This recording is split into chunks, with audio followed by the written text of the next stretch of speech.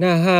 559ตั้งแต่ณจะอาสนาวุธาตพันติณอาสนาวุธายะสันนิปาตมันทะเลวิจริตพังเป็นต้นไปหลายบทว่าณจะอาสนาวุธาตพังมีความว่าไม่พึงลุกจากที่นั่งเที่ยวไปในบริเวณที่ชุมชนเพราะว่าเมื่อพระวินัยทรลุกบริษัททั้งปวงย่อมลุกบทว่านวีติหาตพังมีความว่าไม่พึงให้พิจารณาบกพร่อง2บทว่านกุมมัคโคเสวิตโพมีความว่าไม่พึงชี้อาบัติ2บทว่าอสาหาสิเกนะภวิตพังมีความว่าไม่พึงเป็นผู้ทำโดยผลุนผลันอธิบายว่าไม่พึงกล่าวถ้อยคำให้ผิดพลาดโดยความผลุนผลัน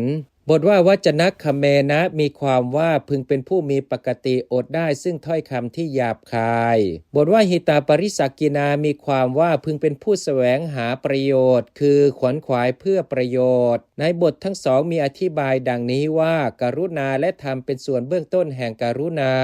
อันภิกษุผู้เข้าสงครามพึงให้เข้าไปตั้งไว้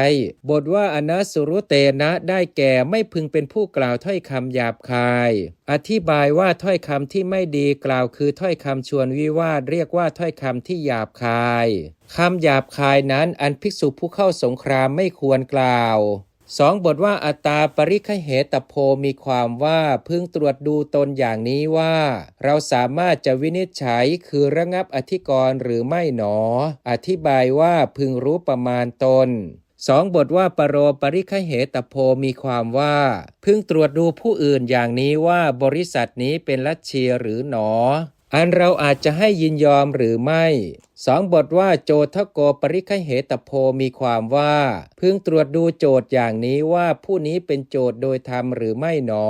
2บทว่าจุทิตโกปริคเหตโพมีความว่าพึงตรวจดูจำเลยอย่างนี้ว่าผู้นี้เป็นจำเลยโดยธรรมหรือไม่หนอ2บทว่าธรรมโจทโกปริคเหตโพมีความว่า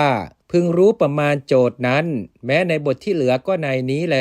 2บทว่าวุตตังอาหาเป็นเตนะมีความว่า